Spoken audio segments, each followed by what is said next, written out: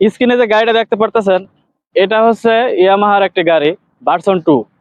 এটা মাত্র 2 বছর এখন হয় নাই, 2 মাস বাকি আছে। আমি সবকিছুই দেখাই আপনাদের ডকুমেন্টস। যে এটা টাঙ্কিটা, বিশেষ করে দেখেন স্ক্রিনে যে টাঙ্কিটা কি পরিমাণ মরিচা ধরছে। তো এটা সমস্যাটা কোথায়? তেলের সমস্যা না গাড়ির সমস্যা? ইয়ামাহার গাড়ির সমস্যা না তেলের সমস্যা? আমাদের বাংলাদেশ আসলে কোথায় আছে? আমরা কোথায় আছি, কোথায় পৌঁছে গেছি? এই সমস্যা থেকে, এই দুর্নীতি, এই সমস্যা আমরা কখন বের হবো? হ্যাঁ, এটা থেকে আমরা কবে বের হতে পারবো? এটা থেকে, এই সমস্যা থেকে, এই দুর্নীতি থেকে কি আমরা কখনোই বের হতে পারবো না এই বাংলাদেশ থেকে? হ্যাঁ, তো দেখাই, চলে।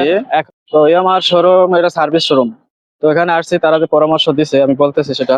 আগে আপনাদের একটা টাঙ্কিটা দেখাই, টাঙ্কিটার কি অবস্থা দেখাই।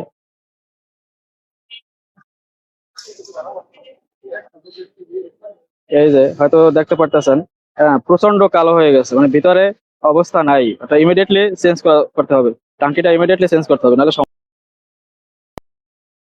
এখন আপনাদেরকে দেখাই যে যে আমি যে গেছি ইয়ামাহার যে সার্ভিস শোরুমে গেছি, সেই ম্যানেজার আমাকে কি বলছে। ইয়ামাহার গাড়ির শোরুমের যে সার্ভিস বইটা, কোম্পানির যে সার্ভিস বুক, সেই বইটা হচ্ছে এই।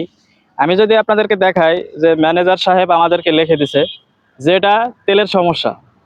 ঠিক আছে, তেলের সমস্যা। যে তেলের অকটেনের সমস্যার কারণে এই টাঙ্কিগুলো মরিচা ধরছে। তারা এটাই আরো শুধু এটাই না, আরো অনেক বাইকাররা বলছে এটা তেলের সমস্যার কারণে এই বাইকের টাঙ্কিগুলো মরিচা ধরে। এটা অনেকেই বলছে, তাদের কথার সাথেও মোটামুটি মিল পাইছি। তো আসলে এত টাকার গাড়ি, একটা গাড়ি 2,30,000 থেকে 35,000 40,000, তারপরে আরো কাগজপাতি সহ প্রায় বিভিন্ন জিনিস সহ আরো 2.5-3 লাখ টাকার মতো খরচ হয়। তো এই যে 2,30,000 টাকা অরিজিনাল যে গাড়ির দাম, ঠিক আছে, এত টাকার গাড়ি টাঙ্কি এরকম খারাপ দিতে পারে না। ঠিক আছে, অনেক গাড়ির আবার দেখছি আমার সেম বয়স গাড়ির, সেম বয়স, সেম সময় কিনছে কিন্তু তাদের কিচ্ছু হয় না। হ্যাঁ, তাহলে এখানে বোঝা যাচ্ছে যে আহ, ভালো কোনো পাম্প থেকে সে তেল ভরতেছে। আমরা কোথাও হয়তো অনেকে জানি না আসলে ভেজালটা কোথায়, আমরা তো জানি না ভেজাল যে কোন পাম্পে হচ্ছে, সেটা তো আমরা জানি না। কিন্তু এইসব কারা করতেছে, এটা হলো মূল বিষয়। এই সিন্ডিকেটটা, তেলে ভেজাল, এটা কারা করতেছে? এটা আমাদের এই বাংলাদেশের কর্তৃপক্ষের, বাংলাদেশ সরকারের অবশ্যই এটা বের করা দরকার। এটা আমি হয়তো উপস্থাপন করে দিছি, এই সমস্যা আমার হয়েছে, ঠিক আছে, তো আপনাদেরও প্রতিবাদ করা উচিত। অন্তত একটা শেয়ার দিয়ে হলেও প্রতিবাদ করা উচিত।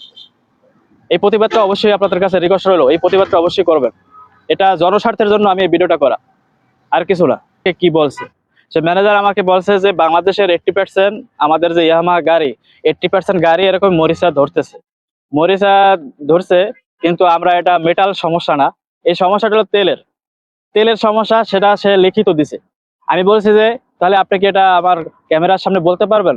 সে সে আসতে চায় না, বলছে আমি লিখিত দিতে পারবো। তো আমার সার্ভিস যে বইটা, এই সার্ভিস বইতে সে লিখিত দিছে, তাকে অসংখ্য ধন্যবাদ। সেখানে মন্তব্য করছে ডিরেক্টলি যে এখানে তেলের সমস্যা।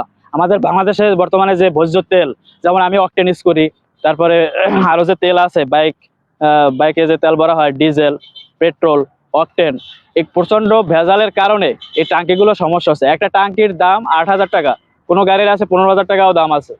তাহলে এটা কি আসলে জনগণের হয়রানি না? এটা থেকে কি আমরা কি বেরোতে পারবো না?